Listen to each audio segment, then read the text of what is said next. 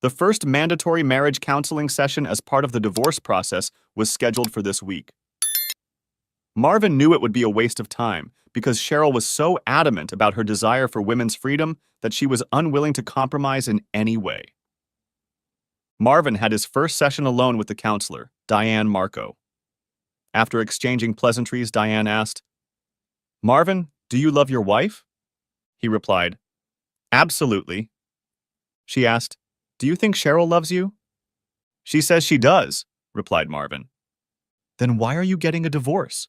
the counselor asked. He replied, "She left home with all her stuff. She told me not to contact her for 6 months. She stated that she wants to act like she is single again and have relationships with other men. To me, that seems to indicate that she doesn't want to be married to me. That's why I filed the application." "How do you feel, Marvin?" Looking directly into Diana's eyes, he snapped back, "What a stupid question. How do you think I'm feeling? If you're trying to find out if I'm violent, I can tell you that I love her and would never physically harm her. She's a good person. I think she's confused about who she is and what she wants to be." With growing irritation, he continued, "Trouble is, she's running right into a minefield, throwing rose petals around, thinking this escapade will have a happy ending. I hope you manage to reconcile us, but I'll move on while she drowns herself in introspection." Diana asked, "Since you filed for divorce right after Valentine's Day, can you tell me about that day?" He replied, "I bought 24 red roses, treated her to her favorite chocolates, and had dinner and drinks for $200 at an expensive restaurant that's hard to get into. She gave me a card. It had a very sweet statement in it, but it was their words, not hers. She signed it, Love C. We got into bed and I got a kiss that lasted a nanosecond, and then she turned her back to me and said, 'Good night.' Thinking about it now, I realize I lost her somewhere along the way. I understand why she wants to leave, as she is not excited about our future, so I will be more firm about finalizing the divorce if she feels that way." Diane thought, "Great. I should be trying to bring these people together, not tear them apart. My job just got harder." Week 7. Cheryl came to Diane Marco's office for a reconciliation meeting. Diane asked the same questions in the same order that she had asked Marvin. She got the same answers from her as Marvin did, up to the question about the reasons for the divorce. Cheryl replied, "I don't want a divorce. I told Marvin that I would go back to him in 6 months and resume our life together. I just want to feel free, because when I was younger, I didn't have the opportunity to do what I want to do. I'm not getting younger or prettier. All my friends have interesting experiences and I don't. Is that so unreasonable?" Miss Marco asked the same question about Valentine's Day. "Nothing special, like everyone else's, I guess. A few flowers and dinner. Nothing special," Cheryl replied. Diane then said, "Cheryl, Marvin said he only wants a divorce if you do things with other men. He loves you and wants to spend the rest of his life with you. Can you give up this idea of having relationships with other men to save your marriage?" She replied, "I don't understand why he is so demanding. I plan to go back to him in 6 months. He will like the new, more experienced version of me. We can go back to being the loving couple we've always been." Week 8. Marvin was on the junior college alumni board and made some projections for a possible fundraiser that he needed to present at the next board meeting. He called and set up a meeting with Tara Wilson, executive director of the Alumni Association. He could have emailed the projections to Tara, but she was too beautiful to stay on the other end of the email. He was greeted in her office with a radiant smile and a happy voice. She said, "I'm glad to see you again, and that you've come because I wanted to discuss some of these issues with you." After a lively discussion of the forecasts, Tara said, "I don't mean to pry, but I heard that you are divorcing Cheryl. I understand your situation, as I was there 2 years ago, and I still get hurt when certain things trigger my thoughts. Do you two still talk?" "No," he said. "We parted amicably, but she doesn't want to communicate while she goes through this introspection of herself and her life. There was no adultery or alcohol problems on either side. We were just going in different directions. She asked, I know this may be awkward for you, but I have a problem that you might be able to help me with. There is a formal charity dinner this Saturday night that I have to attend. I bought 2 tickets thinking my boyfriend would go with me, but now he's out of the picture. My problem is Patrick O'Kelly. I find him offensive, rude, and he wants to have fun with me. If he sees an empty seat next to me, he will sit down and ruin my evening. I can't tell him to screw off because he's a very generous sponsor of the junior college. You're the only person in this town who has enough presence to keep him away from me. Could you help me with that problem by becoming my beau? If you'd rather not, I completely understand you, given your current situation. He said, It would be my pleasure to dine with you and keep you away from O'Kelly's handyman. Just tell me your address and time and I'll come over. I suppose I should wear a tuxedo? Tara took his hand, but not for a handshake, but as a friend, and said, Thank you very much. The canceled trip to Paris still haunted Cheryl. She thought, Marvin can be so romantic sometimes. I wish he would be more considerate of what I want to do. She'd made a connection with the guy at Starbucks, and they'd gone out to lunch a few times. It was obvious to Cheryl that this relationship wasn't going to progress without sex. She decided it was too soon to hit the infidelity button. On Saturday evening, Marvin pulled up to Tara's house in a freshly washed BMW and a well-fitting tuxedo. After ringing the doorbell, the young man opened the door and politely said, Please come in, Mr. Johnson. My mother will be here shortly. He replied with a smile, Thank you. It was your mom who gave you the script to read to me. Grinning, the young man replied, Yes. While they were laughing at each other, the most beautiful woman walked into the room. This was not the Tara he had worked with on junior college-related projects. She was wearing a cobalt blue dress with narrow shoulder straps. He hesitated. Tara?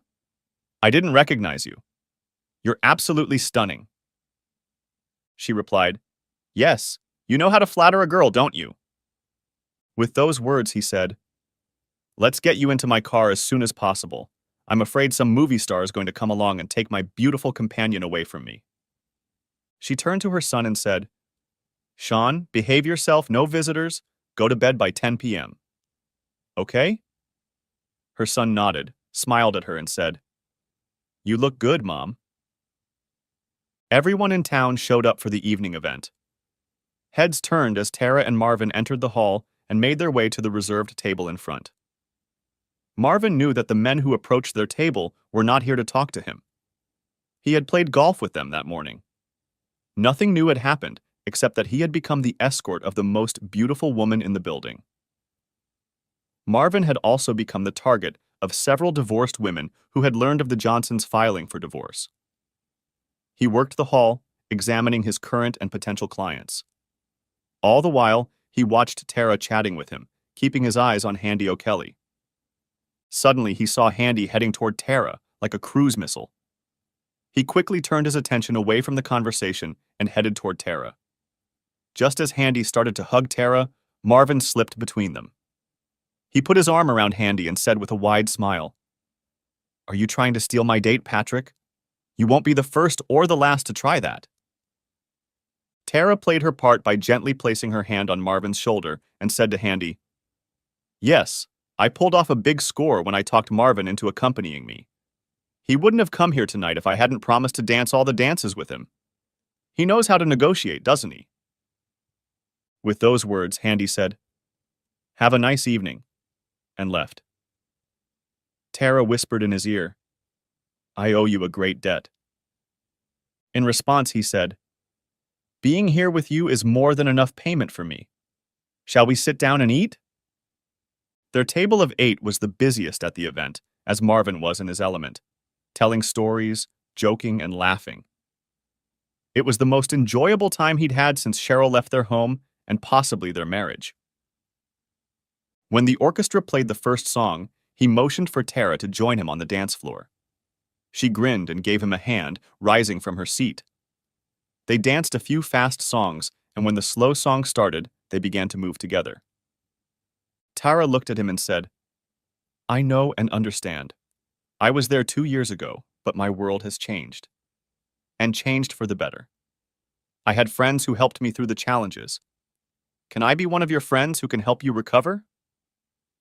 He touched his head to her head and nodded in agreement since he couldn't speak. The rest of the evening was spent dancing, laughing, and having a good time. When the party ended at 11 p.m., she asked Marvin if he would take her for a ride in the convertible with the top down. She wanted the fresh, cool air to run through her hair and cool her down so she could put her arms around Marvin and warm her body and heart. She asked him to walk her to the door, to which he readily agreed. Marvin grinned and said, I haven't had this much fun in a long time. I can't figure out if it was because of you or because of my 200 friends who were around us. To find out what it was, can I take you out to dinner sometime next week? It's cheaper than paying for a dinner for 200 people. She laughed and said, I don't know anyone who can make me laugh with such a simple thing as asking me out on a date. For that reason, I agree. Let's go out Friday night. She hugged him longer than he expected and pulled away and gave him a quick kiss. Then went inside. Marvin put the roof down and drove home. There was warmth in his heart. Cheryl went with her friend Patty to one of the clubs to have some fun. Patty had been divorced for several years and understood what partying was all about. She knew Cheryl was pretty and fresh enough to attract a few guys to their table that night. And she was right. As they walked in, several guys took notice, walked over and asked Patty who her friend was. After introductions, Tim, Dan, and Harvey bought the girls drinks, promising that the dancing would start soon. Tim and Cheryl took the stage to a few fast songs. When a slow song came on, Cheryl wasn't sure if physical contact was necessary during the slow song. Tim knew what to do. It had been years since other men had been this close. She reminded herself that this was the kind of socializing she was looking forward to, socializing with unknown men with unknown goals. Over the course of the evening, she had gotten the names and numbers of several men who wanted to go out with her. This made her feminine ego purr. I am still desirable to men. I can choose who I want to be with. Late that night, both she and Patty went home without men. Week 9. On Wednesday, several of Cheryl's office staff came to her with the morning edition of the junior college's internal media. The article about Tara Wilson being instrumental in the success of the children's charity event on Saturday night was the lead article. The article had several pictures of Tara and her unnamed companion. Very timidly, they wondered if that was her now separated husband next to the extremely attractive Tara Wilson, and if he was dancing with her. Dazed, Cheryl stared at the picture of her husband while the other women waited for her answer. She muttered, "Yes, that's him." On Thursday, Cheryl stopped by Betty's travel agency and asked for a big favor. "I really need to talk to Marvin. Could you call him and ask him to talk to me? I'm not lonely. I'm not sad. It's just that my kids don't want to talk to me, and maybe he can get the kids to contact me." Betty said, "I won't interfere with your relationship. I will call Marvin and ask him if he will talk to you. If he says yes, I'll give you the phone and go next door. If not, I'll thank him and hang up. Any questions?" Cheryl replied, "No questions, and thank you for doing this for me." Betty called Marvin and asked if he wanted to talk to Cheryl, and he replied, "Not really, but maybe I should. You can put her on the phone, and I'm sorry you're in a tight spot, Betty." Picking up the phone, Cheryl said, "Good morning, Marvin. I hope you are having a good day." He replied, "Yes. What do you want, Cheryl?" She asked, "Can we meet and talk? I really need to talk to you.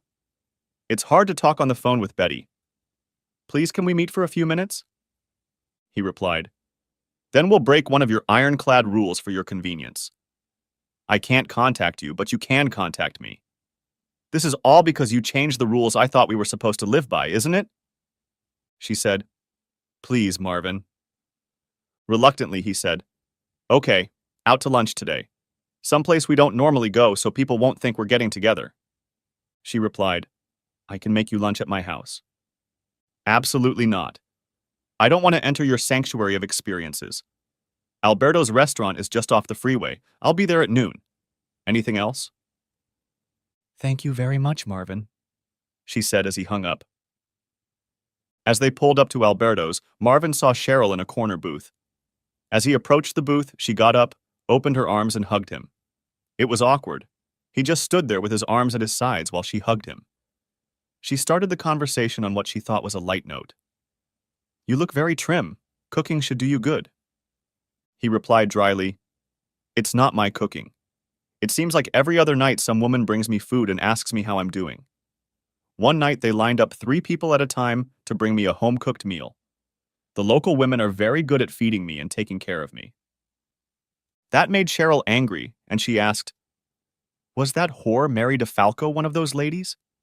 She always looked up to you when she was around us. Grinning, he replied, Yes, she was one of the first to stop by, and I must say she makes the best lasagna I've ever tasted. You're welcome to have her over anytime.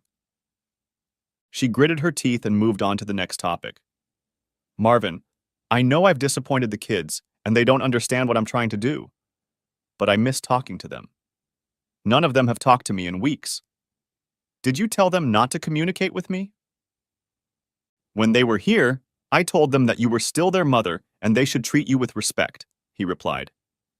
She quickly asked, They came to see you, not me. It breaks my heart. He snapped back. Yes, it seems to happen a lot. Then he stared at her for a moment. Cheryl stared at the table. Then he said, I'll call them this week and have them call you. I won't make them call you, I'll ask them to call you. Speaking of call you, you may take offense to some of the names they'll call you. So be prepared. Now Cheryl had 3 for 3 negative responses she didn't want to receive, so she moved on to the next topic. I saw your picture in the paper with Tara Wilson. Are you 2 dating? He replied, She didn't have a date to the charity dinner, so she asked me to be her date. I haven't had that much fun in a long time. She's a very pretty lady. She asked you? She asked. Yes, it's hard to believe that a beautiful, talented, intelligent girl asked me out. Isn't it? He said, looking her straight in the eye. Even though he was looking her in the eye, he felt a strong gulp escape from her throat. Marvin, I haven't budgeted for a lot of items and I'm short on funds. I know how you've always made sure I pay my bills, that I have a good credit history, and I want to keep that rating. But with utilities, new health insurance, an apartment deposit, and moving and storage costs, I'm in a tight spot. Can I borrow $2,000 from you? I'll pay you back, I promise. He didn't say anything. He just looked at her with frustration and annoyance. Slowly, he pulled out his checkbook, wrote her a check, and held it out across the table. She said, Thank you very much. I'm embarrassed to ask you to do this. I had planned to become a more independent woman, but it hasn't happened yet. Are we done? He asked. One last question, Cheryl replied. Can you tell me about the trip to France that Betty and Cindy told me you organized? Marvin sighed again. What's there to tell? I planned the trip for us so you could go to France. I knew it was something you had always wanted to do. I had the papers with me the night you told me you were leaving me. I canceled the trip since it looks like you are no longer in my life. Trying to hold back tears, Cheryl said, This is the most selfless and wonderful thing a man has ever done for me. You are truly a wonderful and considerate husband, and I love you for that. Please remember that I am not leaving you. When we are together again, I will spend the rest of my life making it up to you. Are we done? He asked. When Cheryl nodded, Marvin got up, paid the bill, and left. Later that afternoon, Marvin called Tara to ask if she would agree to go out with him on Friday night. Tara replied, Yes, I'm on the calendar and I'm looking forward to it. What do you have in mind for the evening? He replied, Since your junior college baseball games are Friday night and the forecast says it will be a perfect spring evening, I thought it would be nice to go to the game, eat some food in the park, and watch the games. How's that for an idea? She replied, How fun! That's a great idea.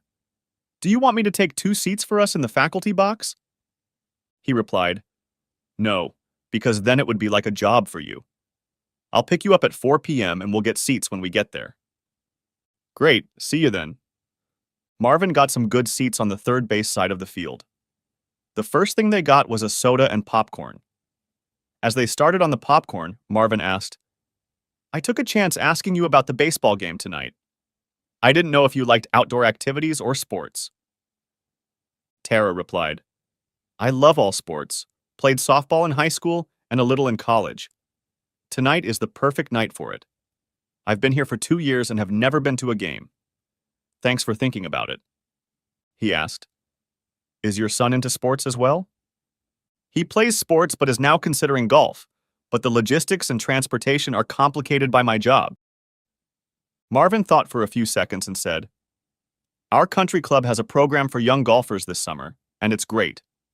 5 hours on Tuesday, Wednesday, and Thursday each week from 10 a.m. to 3 p.m. The first hour is golf instruction, the second hour is playing 3, 4 holes, and at noon they get hot dogs and hamburgers. After lunch, they go to the pool until their parents come to get them. My goodness, that would be perfect for him. But how much does it cost? Tara asked. He replied, The only cost is his food. The club plans to make it so much fun for the kids that they'll talk their parents into joining the country club. You don't have to be a member now. I will sponsor you until you decide if you want to join. If you're interested, I'll give you the information. Tara brightened and said, That would be great. Thank you for thinking of him and me. The rest of the afternoon and evening was spent watching 2 fun baseball games and eating hot popcorn. They laughed and talked like 2 high school kids getting to know each other. Gradually, Marvin realized that he had brought a blanket with him. Not so much to keep warm, but to have an excuse to snuggle up to Tara. She didn't seem to mind. The evening ended with a hug, a brief kiss, and a promise to meet up the following week. Week 10. On Sunday, the golf course at the country club was closed for the first golf tournament of the spring.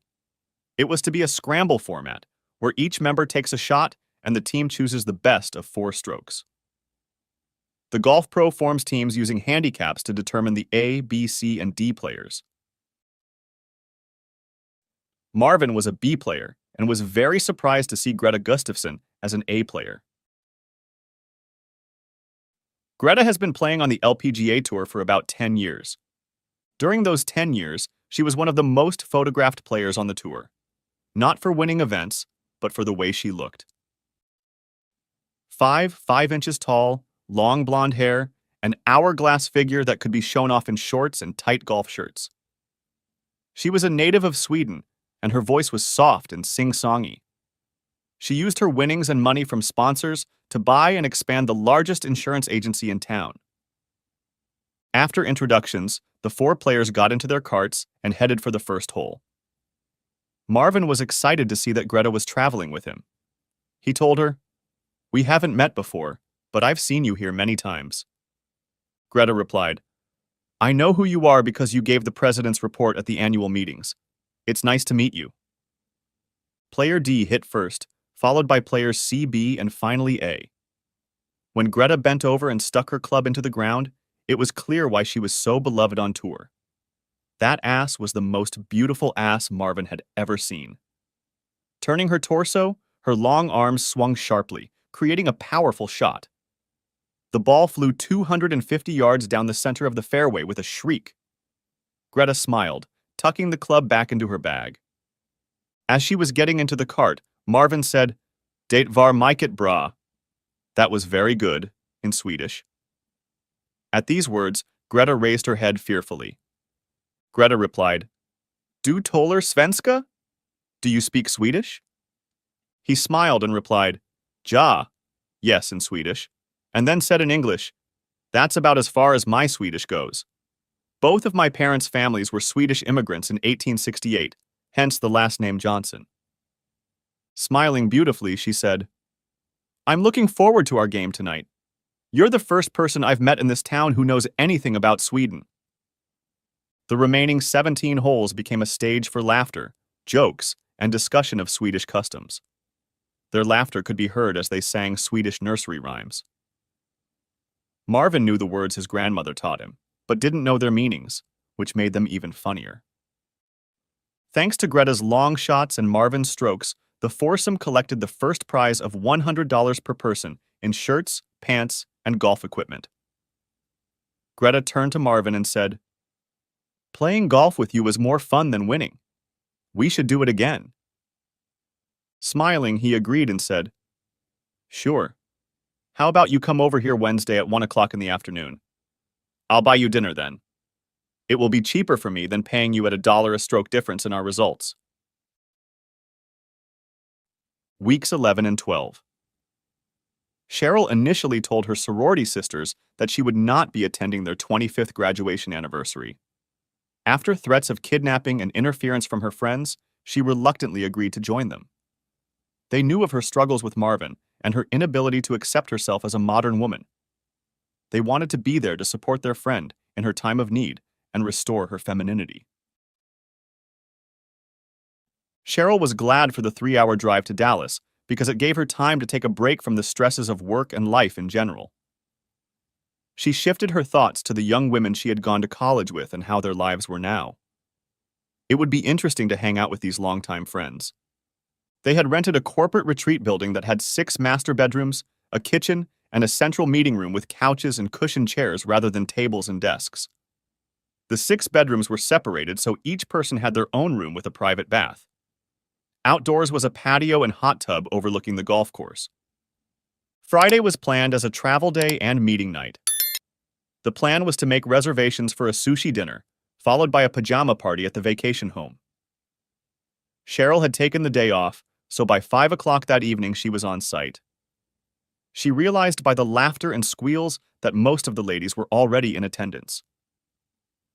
As she walked through the door, there was a wild cry of delight that she had finally arrived. Many of the girls had already started drinking, as evidenced by the large number of liquor bottles on the counter. The Uber ride to and from the sushi restaurant was raucous and disorganized, and all the women were laughing. Everyone was told to put on their pajamas and head to the center area. After a serving of margaritas from the kitchen blender, each woman had to talk about her career, children, marriage, and lovers. There were happy stories, sad stories, and stories without end. Cheryl was one of the 3 that had no denouement yet. Everyone saw the possibility of wonderful or terrible things happening to these 3 women. More than half of the women had been divorced at least once. Most of the people interviewed told Cheryl that she was on the right track. She should have taken the marriage into her own hands and told her husband how things would be. He should happily comply or just accept it. It's his choice, but it's best for him to make his wife happy and stop whining. The girls applauded Cheryl for pulling herself together and telling her ungrateful husband she was moving out for 6 months, and for being a strong modern woman. They loved the no-contact rule and the fact that she was living as a single woman, not bound by the constraints of a marital relationship. They ached when she told them that Marvin had filed for divorce and was using this opportunity to change his life for another woman. She told of his date with the young, beautiful Tara Wilson and how he traded in his Honda for a BMW convertible as a sign of seriousness. Even the most rebellious girls toned down their speeches about getting their husbands to work it out. Most of the women said that after their divorces, their ex-husbands married younger women and they married older men. All agreed that they needed to proceed with caution and not force him to make a choice she didn't want him to make. After a late night, the group didn't start their shopping trip until 11 a.m. The plan was to eat lunch and store until 4 p.m., then return to the retreat and rest for the rest of the afternoon and early evening. They had reservations at an Italian restaurant and planned to go clubbing afterward. Each woman was told to wear her best man-catcher dress and put $20 in a margarita blender, and the woman who caught the best man would win $240. The dinner was especially good, but the real excitement was the man-catcher contest. When they arrived at the best club, they found they couldn't set one table for 12 people and had to make do with 2 tables of 6. This also made the ladies more accessible for the men to ask them to dance. Cheryl enjoyed dancing with 5 different men. Each man was charming, pleasant, and fun. This was exactly what she had envisioned life to be like when she left Marvin's house. The 6th man who approached her was completely different. One glance at Cheryl made her squirm in her chair, and she got up to dance with him without even waiting for his invitation. He was tall, broad-shouldered, and very sophisticated. He spoke to her quietly and directly, oblivious to everything that was going on around him. After a few fast and slow songs, he asked if she was tired and wanted to come back. She replied, "I will return to the table if you will join me. Otherwise, I will stay here with my arms around you." He said, "That's the nicest music I've heard all evening. Your table looks rather noisy. Would you like to join me at my table? This is my son and a few of his friends from college. I'm sure we'll have time to talk since the boys are spending their time chasing young ladies tonight." She replied with a laugh, "Sounds like fun." Cheryl learned that Ted was an airline broker in Dallas to visit his son who was working there as a summer intern. His office was in Seattle, but he traveled all over the world selling new and used airplanes. Suddenly in her mind, everything fell into place. If she wanted an experience with a real stud, it would be Ted. She had a hard time finding men in her town who didn't know Marvin. Here was a man from Seattle and Dallas with a son, Matt, who had no contacts and didn't know Marvin. She wasn't even going to tell Ted her real name so he couldn't trace her. It was perfect. She could have fun with him and Marvin would never know the difference. Her husband had a saying about fouls in basketball: no harm, no foul. Since he wouldn't know she was having fun with Ted, there would be no harm and therefore no foul. Her table became the center of the party where young men and women stopped to sit, drink, laugh, and have fun. Now that Cheryl had decided how to have fun without her husband knowing, she relaxed and had a great time. He turned to his son and said, "Take a picture of this. I want to remember it forever." Ted said, "I think we need to move this somewhere else before we get arrested. But first I have 2 questions for you. The first question is, what's your name?" "CJ," she answered. "The second question is, are you married?" She replied, "Not anymore, my husband divorced me." She then asked, "Where are you staying?" He replied, "At the Embassy Suites about a mile away. I will ask my son to find another room for the night, as mine will be very busy." With those words, Cheryl grabbed Ted by the arm and dragged him towards her friends' tables. She announced, "Ted and I are leaving. I'll see you tomorrow morning when I pick up the money for catching people." She then made Ted show her friends his driver's license, so that if Ted turned out to be the axe murderer, the police would know who he was. All of Cheryl's fears about cheating on Marvin dissipated when, with her arms around Ted, she headed toward his hotel. As soon as the door was locked, she clung to Ted, and they walked to the bedroom. She led him backward to the padded chair by the bed, knelt down, and after the pre-breakfast entertainment, Ted took Cheryl to her friend's house. The jealous friends wanted details. After lunch, all the ladies began to go home to their husbands, lovers, or empty apartments. They all agreed that they would try to socialize more with the group. They were especially eager to hear about Cheryl's further adventures. Some envied her situation, others were thankful they were not in her shoes. Week 13. On Sunday afternoon, Marvin picked up Tara and Sean and drove them to his country club. After a late breakfast, he took Sean and Tara to show him the golf store, the golf course, the driving range, and the snack bar. Marvin had an old set of clubs that his son had used when he was that age, so Sean would keep them in the store for when he came to play. Most importantly, he gave Sean his club number so he could order sodas and fries for him and his new friends at the pool. The following Tuesday was the first in the Young Golfers Summer Program. Sean was smiling the whole time. He dreaded a boring summer, but golf lessons, playing golf and swimming 3 days a week made him a happy boy. It also made Tara a happy mother and a happy companion for Marvin. In the evening, she cooked dinner for the 3 of them. After Sean went to bed, she snuggled up to Marvin and said, "Thank you so much for bringing Sean to this golf group. He is really happy. I'm sure you've been a wonderful father to your children." He regretfully replied, "You'll have to ask someone else about that. After what has happened to me in the last 3 months, I have no idea if what I did was right or wrong. My world is so upside down, my head is just spinning." Tara hugged him and said, "I'm here for you. I've been through this before. After the fog comes clarity, I guarantee it. Just keep doing what you're doing. You'll feel better no matter what happens." They then spent some time in silence, hugging and talking. On June 15th, Marvin and Cheryl knew what day it was. It was their 25th anniversary. Both thought about sending each other a card, but decided against it.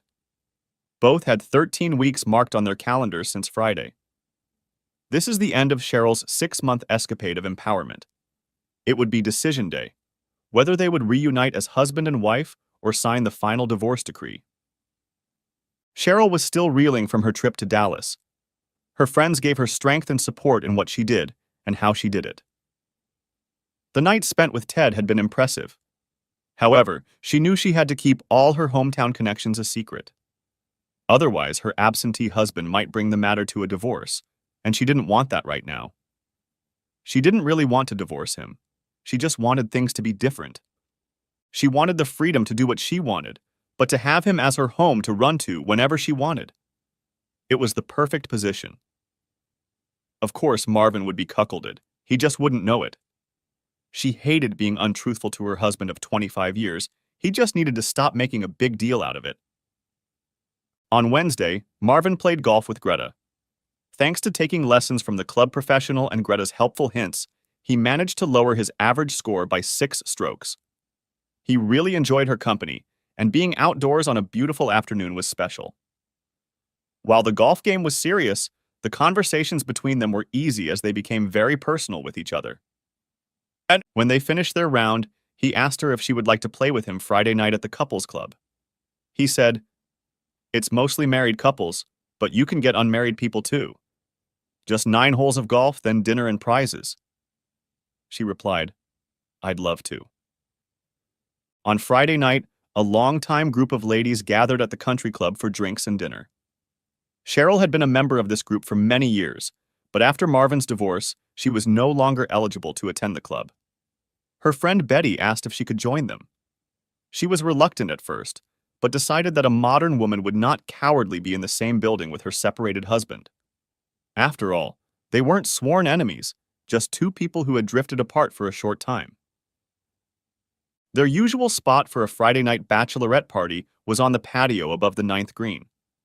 It was a place they had been assigned years ago because of the raucous and loud conversations this company was known for. It was a beautiful evening, and the Cosmopolitans never stopped drinking. Cheryl was glad to be back with her friends and looked around, remembering the times she and Marvin had spent here. And then she saw him, her husband. He was walking beside a moving golf cart toward his ball. He looked very good, trim, with an athletic gait. Judging by the location of the ball, they had already made 2 strokes on the par 5 hole. He swung his club, the ball flew straight at the pin and rolled into the cup. "Eagle! He made eagle!" heard Cheryl shout to the woman. She was overjoyed for her husband and jumped up to congratulate him, but stopped as her stomach clenched into a lump. A tall blonde woman jumped out of the cart and ran up to Marvin.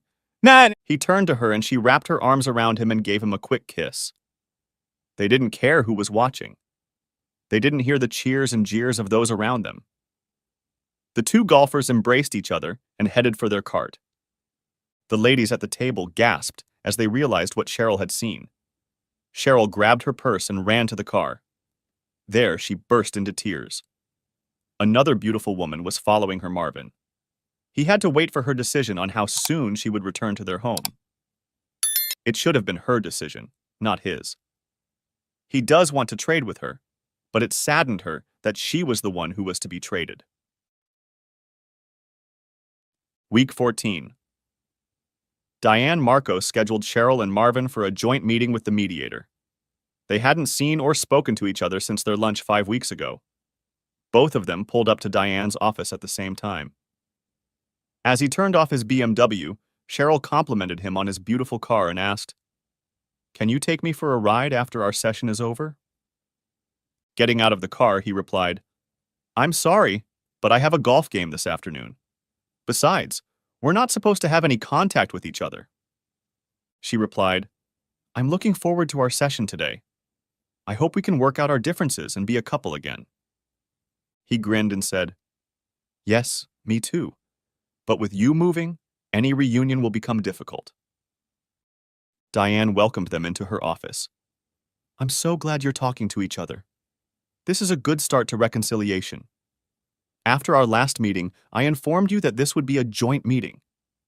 Each of you will be able to talk frankly with each other and find out what our common ground is. From our first meeting, I realized that you both care and love each other. You both want to stay married.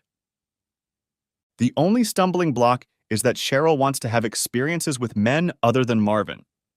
This is a real problem for him, and he has vowed to finalize the divorce if Cheryl is unfaithful. Do we agree that this is our stumbling block? Both answered, Yes.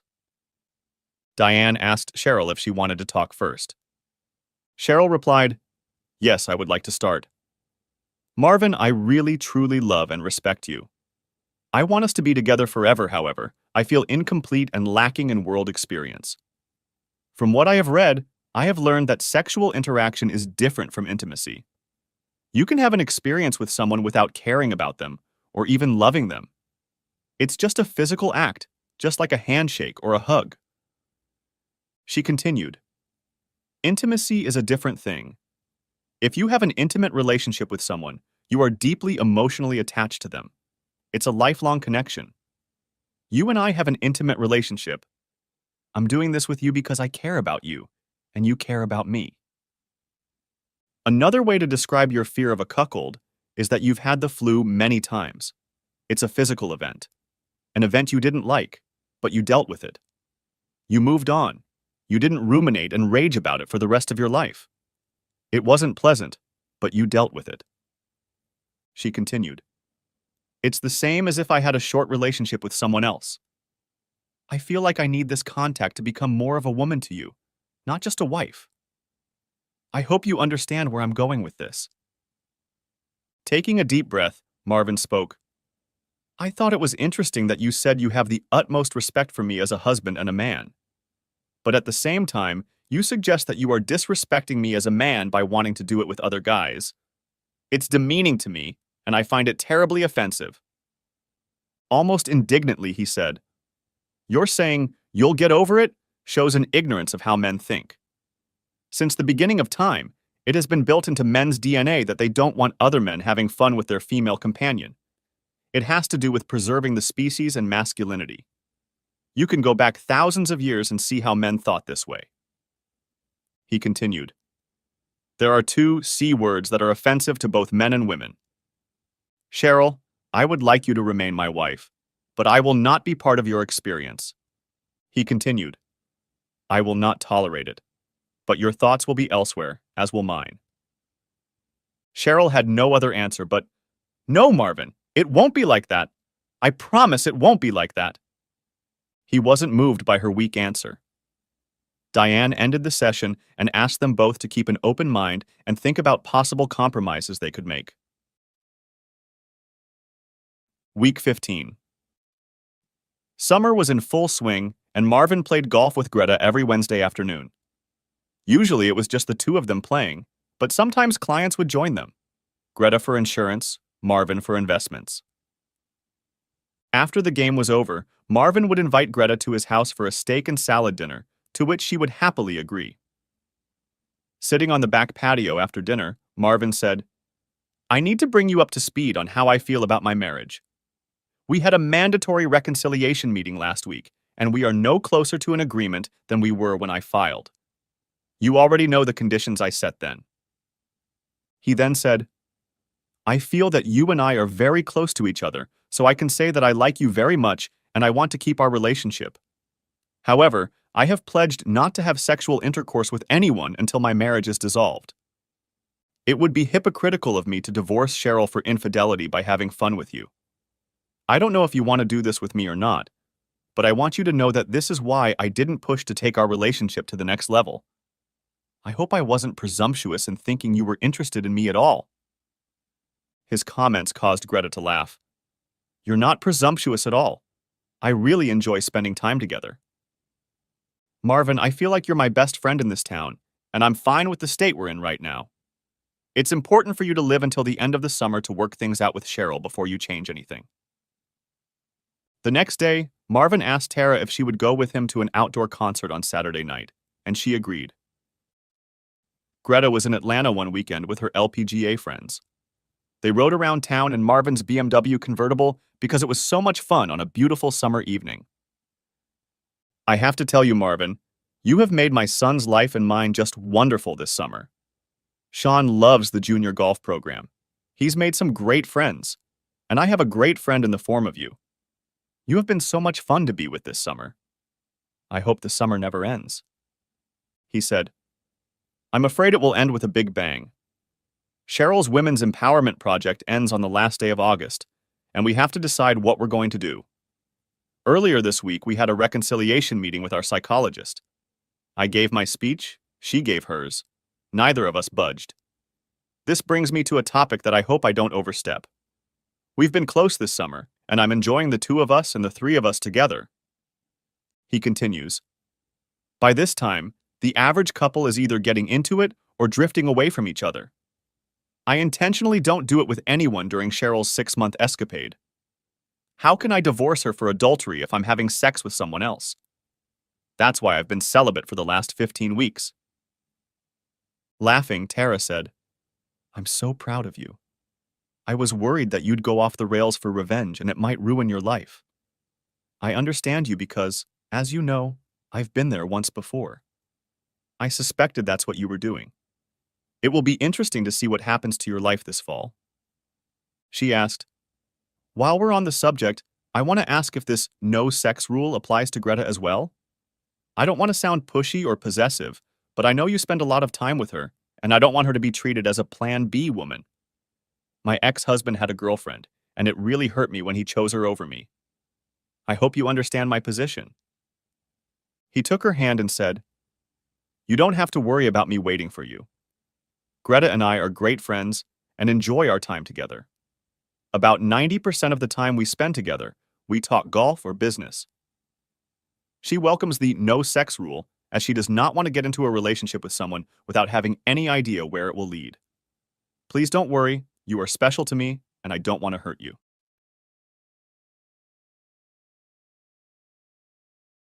Week 16. Week 17. Summer was getting closer and closer to fall. Marvin played golf with Greta every Wednesday and spent an evening with her every week. Marvin spent most of his time with Tara and also with her son Sean, which suited them both. Week 18. Greta did not participate in the country club tournament on the 4th of July because she went to Atlanta to play golf and see friends. Marvin invited Tara and Sean to come to the fireworks show at the golf course. Sean socialized with his golfing buddies, and they sat in lawn chairs, drinking drinks and enjoying the evening. Tara noticed him looking off in the distance, toward his house. She touched his arm and smiled as he turned to her. She nodded and he nodded back. No one had invited Cheryl out for the evening, so she drove to the country club and parked a block away to watch the fireworks. The cars parked on both sides of the street made it difficult for her to turn around and go back. She did not want to continue down this street since she used to live on it. She saw members walking down the street to their cars and homes. She also saw Marvin and Tara walking under the arm of a boy to where her house used to be. She didn't want to appear to be a stalker, so she sat and sniffled until the Johnsons went inside. Week 19. Twice a week, Cheryl went clubbing. She danced, laughed, drank Cosmopolitan, and had a great time. She maintained her dignity and could not be accused of having fun with any of her new friends. She enjoyed teasing and making men run after her. There was always the possibility that Marvin was being followed by an investigator who could document infidelity. She still didn't know how he knew about Roberto. Fortunately, they had only flirted with each other. She called Ted and asked him to call her when he was within range of her house. Ted said he would be in Dallas the following weekend. Cheryl asked to meet him halfway there, and he readily agreed. Cheryl still suspected that Marvin knew Roberto. She rented a car in case he installed a locator in her vehicle. She didn't use her favorite purse since it could have had a locator or recorder sewn into it. The call to Ted was not from her cell phone, but from a phone discarded at a Walmart store. Once again, she outsmarted Marvin. They were to meet at a bar near the hotel for a couple drinks before heading to their room. Ted toasted his friend's arrival with a drink of Macallan whiskey. After 2 drinks, they were ready to head to the hotel. She walked down the hallway, with a grinning Ted following her. Week 20. Robbie was working as a summer intern at a large factory in Nashville. The internship would end in 4 weeks, and the experience was very rewarding. The contacts he has made will be very helpful to him in finding a permanent job after graduation. Robbie has been socializing with a fellow intern named Matt. At the beginning of the summer, Matt and Robbie were assigned roommates for an orientation week internship at the company. After the internship, Matt was assigned to Dallas. This week, Matt was in Nashville for a meeting with company representatives and roomed with Robbie again. Matt's father was also in town and wanted to meet and take the 2 young men out to dinner. When Matt's father arrived, he introduced Robbie to Ted. They shook hands and headed to the steakhouse. After dinner, they had to decide where to spend the evening. Robbie and Matt wanted to go to a club to drink and dance. Even though Ted knew he would have to pay for it, he agreed to join them.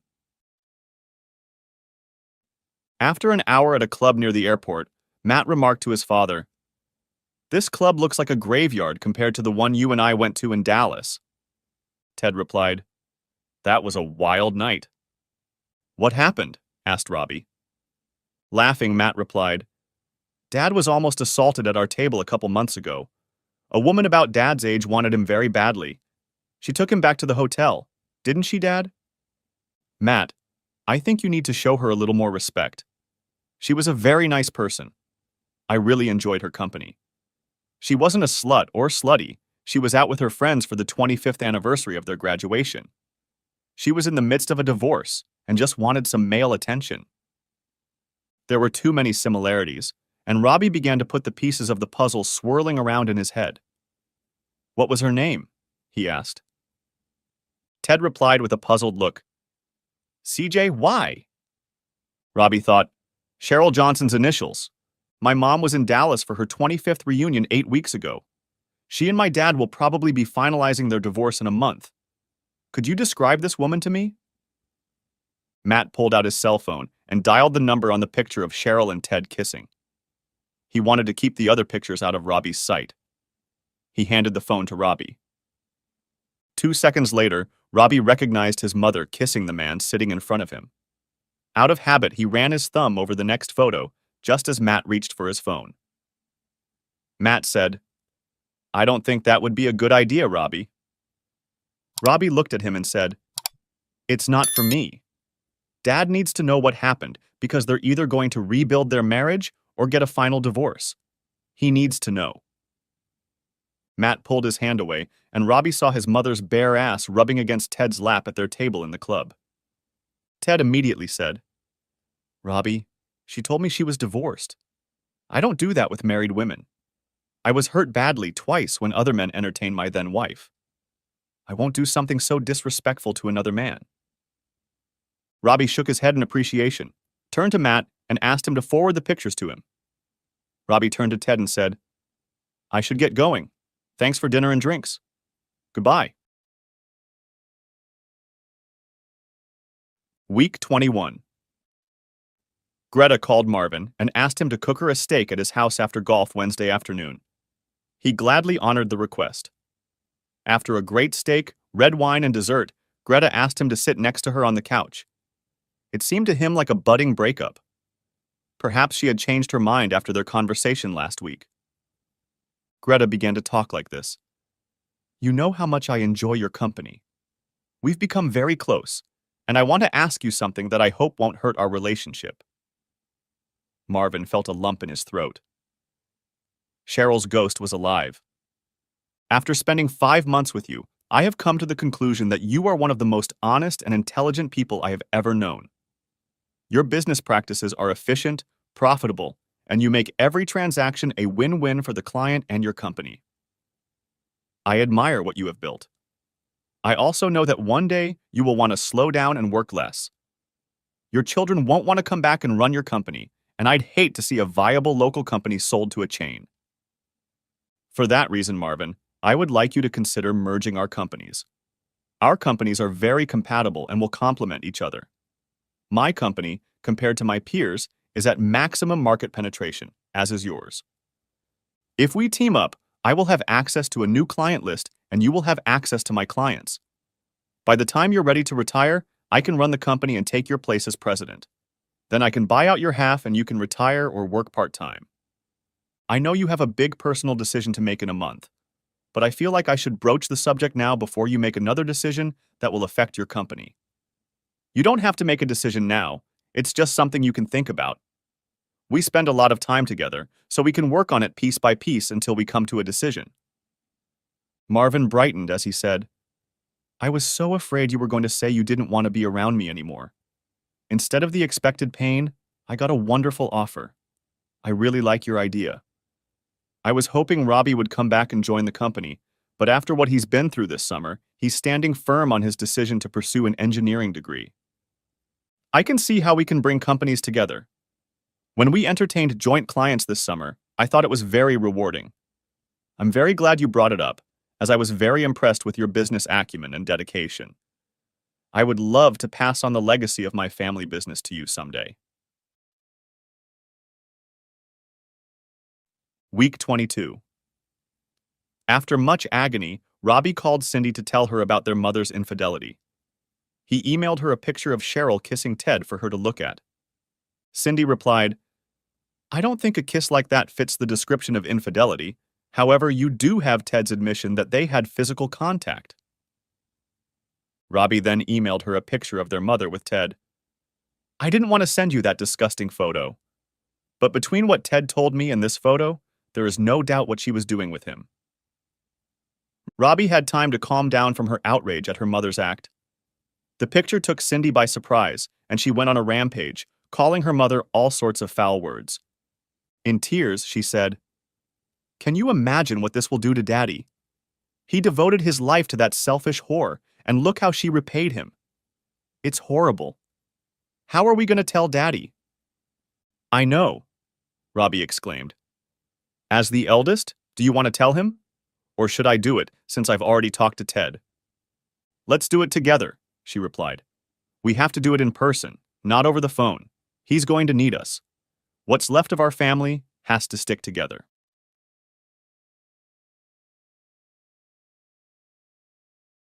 Week 23. Maywin was surprised when Cindy called to ask if she and Robbie could join him the following weekend. Maywin was excited that they would be coming to visit him. He missed them, as this summer was the first time Robbie had been away from home. The happiness was shattered when they told and showed him what Cheryl had been doing in Dallas while traveling with her girlfriends for her 25th birthday. Marvin's voice was measured and his face pale. He said softly, I thought it was going to happen, and I was dreading the day I would find out for sure. She was so excited about the experience that with my mind, I knew it was going to happen. But in my heart, I hoped it wouldn't happen. I didn't have an investigator follow up with her because I didn't really want to know, but deep down, I needed to. More than anything, I would hate for you two to see that picture. She was a good mother to you and a good wife to me. It's a shame she went off the rails. This is one example of how the saying, absence makes the heart grow more beautiful, is not true. The longer I live without her, the less I want her back. Having made the decision to divorce, Marvin wanted to spend the rest of the weekend enjoying their children. They purposely did not want to contact their mother because they did not want to see her. Their laughter was strained, but it was nice to see their father. They were proud that he wasn't a crying and whining man, but Marvin had more than 6 months to prepare for that. Weeks 24 and 25. Cheryl was getting ready to move in with Marvin. She packed clothes she knew she wouldn't wear for a while, such as a gauze sundress. She was sure that Marvin had no good reason to divorce her for infidelity. She was ready to leave her 6-month lifestyle experiment. She wanted to go back to Marvin's big, beautiful house, not the small apartment that was cramped for her. She missed her status as Mrs. Marvin Johnson in the city. She had forgotten how much fun it was to go to formal dinners in her new dress and sit at the head table. She missed the always fun 4th of July party at the country club.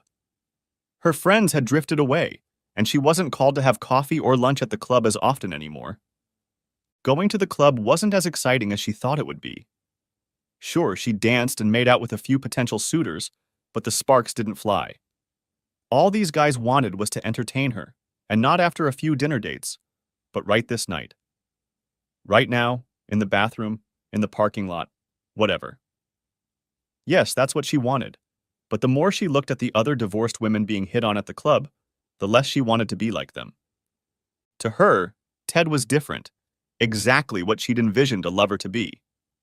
Maybe she could sneak out once every 3 or 4 months to spend a weekend with Ted. Marvin would be in the dark. Although she was confident in her prospects of reuniting with her husband, she found it odd that none of her children had called her in weeks. She would call them, but the calls would just stop. The same thing happened when she tried to call Ted. The call would simply drop. Her texts and emails went unanswered. The only calls she received were from men at the nightclub who only wanted one thing. She thought maybe she needed a new cell phone. Week 26. At Marvin's request, his attorney contacted Cheryl's attorney and asked that the parties meet at his office at 1 p.m. to make a final decision on the divorce. He demanded 2 things: a current STD report and that both Marvin and Cheryl sign the divorce papers at the beginning of the meeting. If the spouses decided to stay together, they would symbolically tear up the final divorce decree and get back together. The lawyer will place champagne and 4 glasses on the table. The outrage was quite rampant as Cheryl, as a regular tramp, was to be tested for STDs. She was disgusted to go to the clinic, where she knew some of the staff, to ask for this test to be done. She knew she was clean, or she really hoped she was. Cheryl spent a lot of time on makeup for this appointment. A new fancy dress was required. She couldn't wait to be Marvin's wife again, and she realized that she really missed him. She was the first to arrive at the lawyer's office, followed by her attorney. Marvin was the last to arrive, and placing a bright red envelope on the desk, apologized for being late. Cheryl's heart beat faster. She thought he had resurrected the trip to Paris, and they would spend their second honeymoon there. The exchange of STD reports had gone off without contagion. Cheryl breathed a sigh of relief. Both parties signed the final divorce decree, and then Marvin asked Cheryl if she had anything to say. She began. "It's been a long 6 months without the love of my life being with me. But with any adversity comes the ability to improve. These improvements are reflected in the fact that I am once again a more enlightened woman who is even more committed to my marriage than before.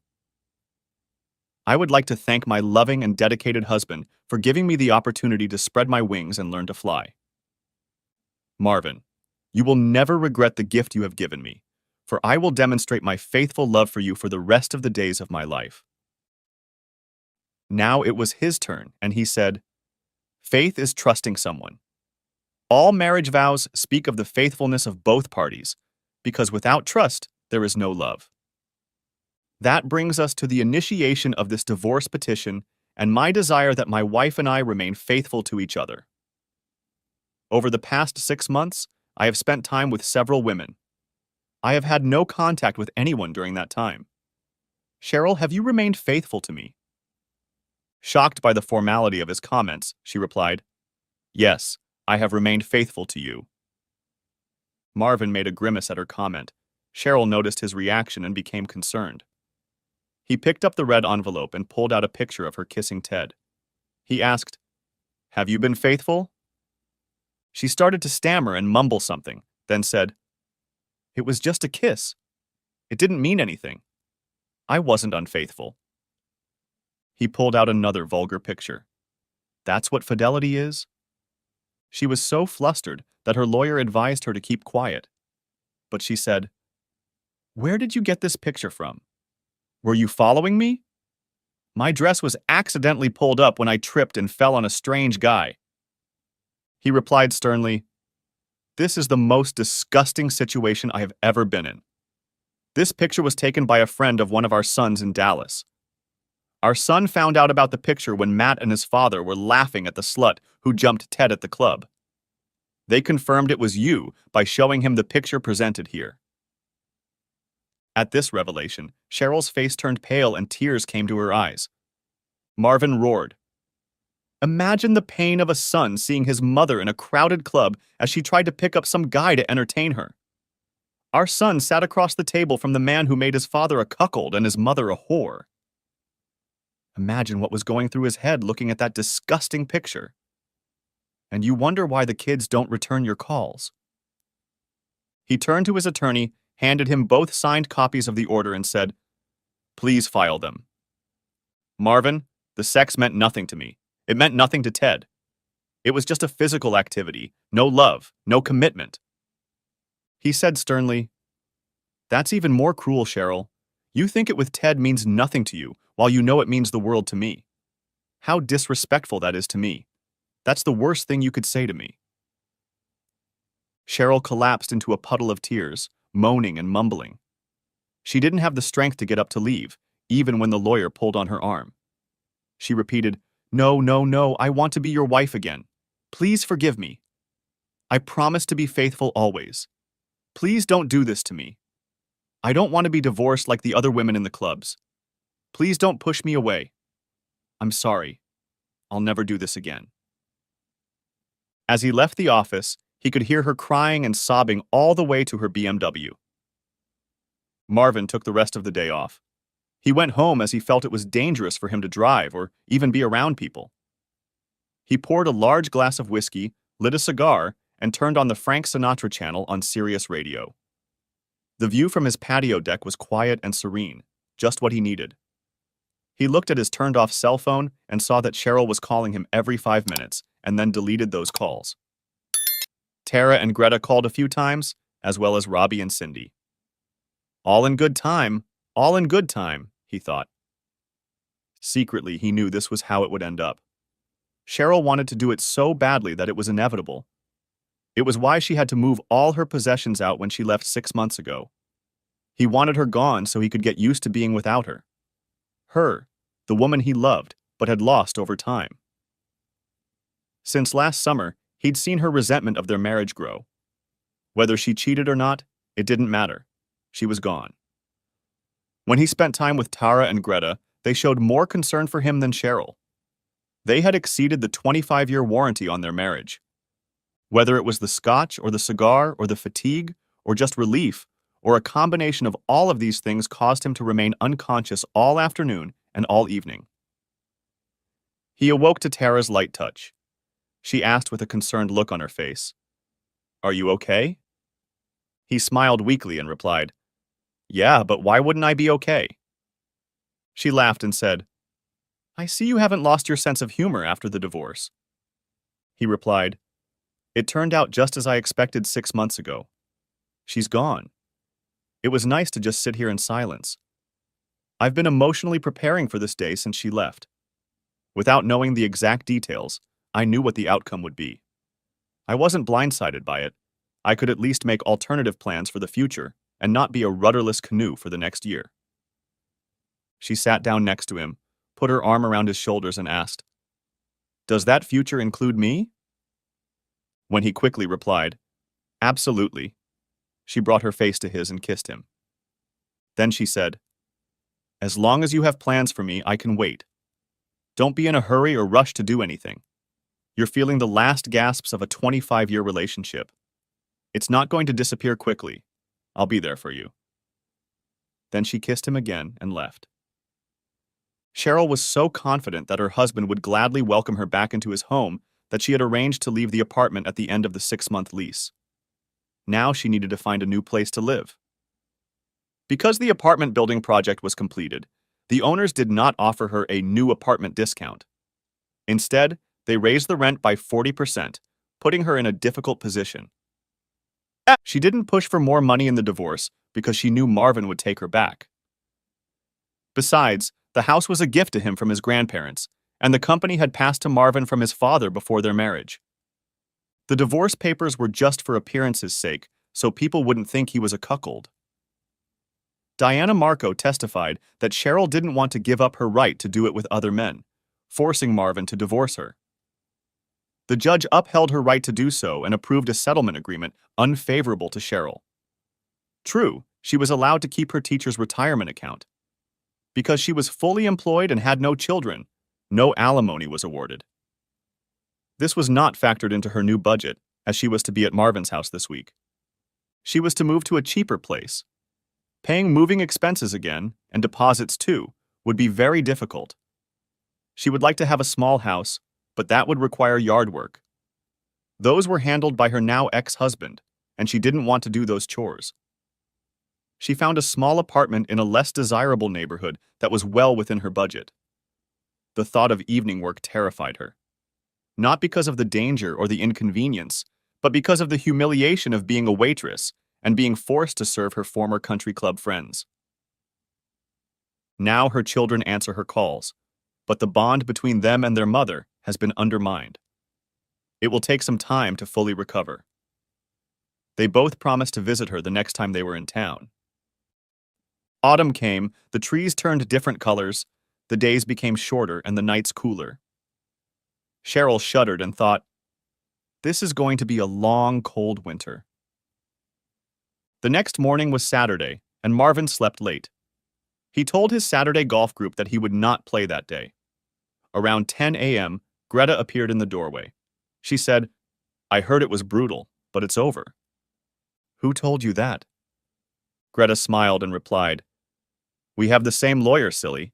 He knows how close you and I are. Besides, I threatened to break all his golf clubs in his left arm if he didn't tell me." He laughed and hugged her. She asked, "Is it finally over?" "Yes, it's finally over." She said, "Good. Now, as you start making plans for the rest of your life, I want to tell you something. Something I wanted to tell you before, but you already had a lot on your mind, and I had so much fun with you that I just couldn't tell you.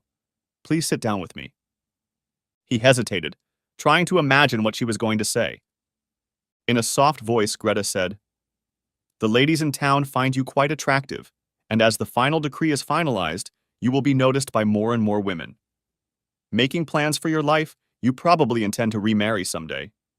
If I were fortunate enough to be invited, I would answer you no, because I am already married." This made him jump to his feet. "What? When? How?"